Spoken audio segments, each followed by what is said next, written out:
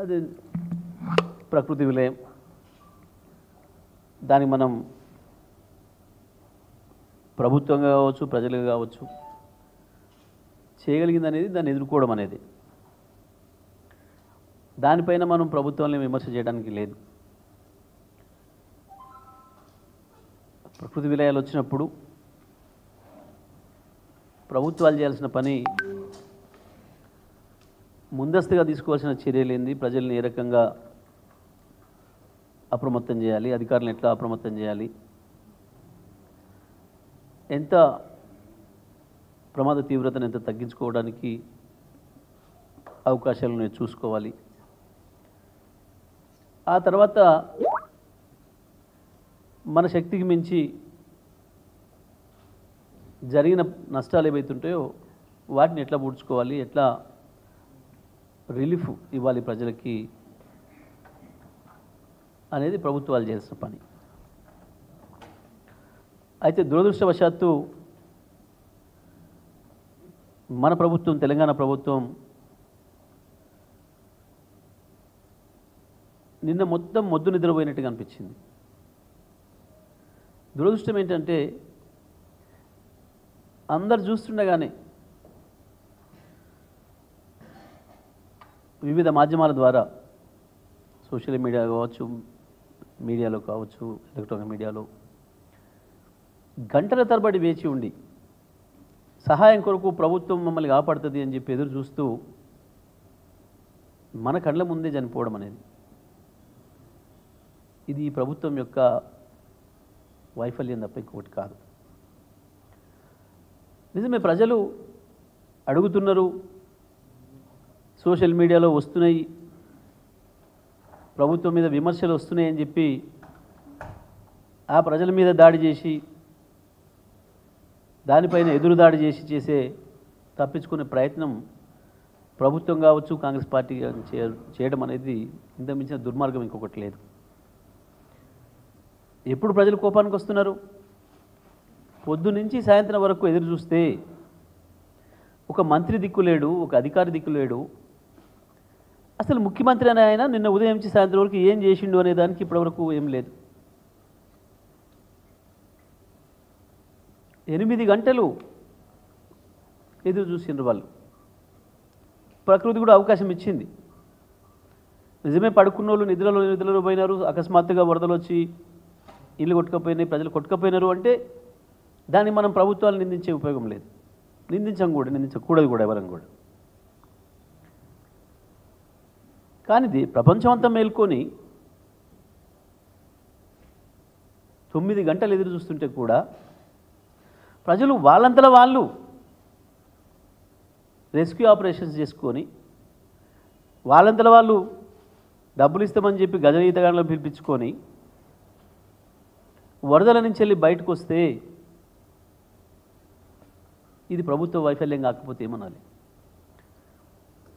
ఈ వరదలను ఎదుర్కొనే విషయంలో, వరదల నుంచి ప్రజల్ని కాపాడే విషయంలో ప్రభుత్వం పూర్తిగా వైఫల్యం చెందింది. ఇది ప్రభుత్వ వైఫల్యం తప్ప ఇంకోటి కాదు. ఏ ఒక్కరు కూడా,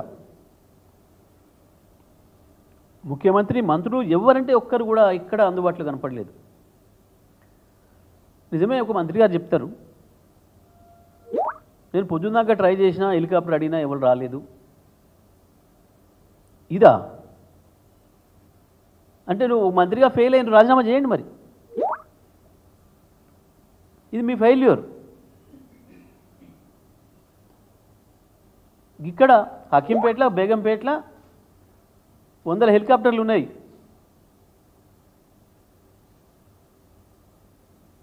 భారత ప్రభుత్వం మిలిటరీ ఎయిర్ సంబంధించిన అనేక హెలికాప్టర్లు ఉన్నాయి. బేగంపేట నుంచి బయలుదేరినా, హకీంపేట నుంచి బయలుదేరినా 40 నిమిషాలలో ఆ కుటుంబం ఏదైతే ఇంటిపైకి ఎక్కి ఎదురు చూసిందో ప్రభుత్వ సాయం కొరకు అక్కడ చేరుకునేవాళ్ళు. 40 నిమిషాల ప్రయాణం ఒక మిలిటరీ హెలికాప్టర్కి. మంత్రి నేను ప్రయత్నం చేసినా అంటున్నాడు, ముఖ్యమంత్రి ఏం పని చేసిండు? నిన్న పొద్దున్నాక ముఖ్యమంత్రి నిద్రపోయిండా? ఇంతకు మించిన ఇంకేదన్నా రివ్యూలో ఉన్నాడా, కార్యక్రమంలో ఉన్నాడా? ఏం రహస్య మంతనాలు ఉన్నాడు నిన్న ఉదయం సాయంత్రం ముఖ్యమంత్రి? ఎక్కడ కూడా ముఖ్యమంత్రి నిన్న ఏం పని చేసిండు అనే దానికి సమాచారం లేదు ప్రజలకి. లక్షలాది మంది ప్రజలు ఇబ్బందులు పడుతుంటే, భయపడుతుంటే, తిండి కొరకు మనుషుల కొరకు ఆహాకారాలు చేస్తుంటే తెలంగాణ ముఖ్యమంత్రి రేవంత్ రెడ్డి ఎక్కడున్నాడో చెప్పాలి. నిన్న ఉదయం సాయంత్రం వరకు ఏం పని చేసిండు? ఒక మంత్రి నేను హెలికాప్టర్ కొరకు ప్రయత్నం చేసినా దొరకలేదని మాట్లాడుతున్నాడు. ఇంకొక మంత్రి నేను ఆంధ్రప్రదేశ్ ముఖ్యమంత్రితో మాట్లాడినా హెలికాప్టర్ కొరకు అని మాట్లాడుతున్నాడు. ఇప్పుడు ప్రజల దాడి చూసిన తర్వాత, ప్రజల నుంచి తిరుగుబాటు వచ్చిన తర్వాత ఇప్పుడు అబద్ధాలు చెప్పి తప్పించుకునే ప్రయత్నం చేస్తున్నారు. ఆంధ్రప్రదేశ్ ముఖ్యమంత్రితో మాట్లాడతాడు కానీ మంత్రి తెలంగాణ ముఖ్యమంత్రితో మాట్లాడలేడా? తెలంగాణ ముఖ్యమంత్రి అందుబాటులో లేడా? ఏం జరిగిందో సమాధానం చెప్పి తీరాలి ప్రజలకి. ఖమ్మం ప్రజలు మొత్తుకున్నారు. 3 మంత్రులు ఉన్నారు మా జిల్లాలో, ప్రజలం అనాథలుగా ఉన్నాం అని చెప్పి ప్రజలు మొత్తుకుంటే తప్ప మంత్రులకు సోయలేదు. నిజమే. మరి మొన్న రాత్రి చీఫ్ సెక్రటరీ గారు టెలికాన్ఫరెన్స్ నిర్వహించి కలెక్టర్లకు, అధికారులకు అందరికీ చెప్పినట్టుగా వచ్చింది వార్త. ఇళ్ల నుంచి ఎవరు బయటికి వెళ్ళకండి అని చెప్పి వివిధ రకాల ప్రమాద హెచ్చరికలు చెప్పారు. ఆరెంజ్ హెచ్చరిక, రెడ్ హెచ్చరిక, ఎర్ర హెచ్చరిక, ఎల్లో హెచ్చరిక అని. మరి ముఖ్యమంత్రి మంత్రులు కూడా సీఎస్ ఆదేశాలు పాటించి ఇళ్లలోనే ఉన్నారా బయటికి వెళ్లకుండా? ఇది ప్రజలకు అనుమానం వస్తాం. నన్ను అడిగాను. నేను వాస్తవానికి వరదల మీద, ఈ విపత్తు మీద విమర్శలు చేయాలని ఆలోచన నాకు లేదు. కానీ ప్రజలు నాకు ఫోన్ చేసి ఖమ్మం నుంచి, కోదాడ నుంచి,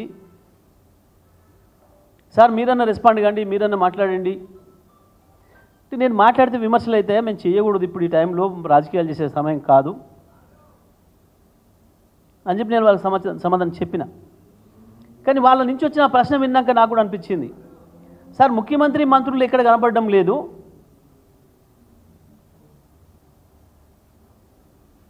మరి ప్రధాన కార్యదర్శి గారు ఎవరు ఇళ్ల నుంచి వెళ్ళి బయటికి వెళ్ళొద్దు అని చెప్పింది ఏదైతే ఉందో దాన్ని పాటిస్తున్నట్ట వీళ్ళు ముఖ్యమంత్రి మంత్రులందరూ కలిసి బయటికి వెళ్ళరా, కనపడరా, దేని కొరకు వీళ్ళు అని.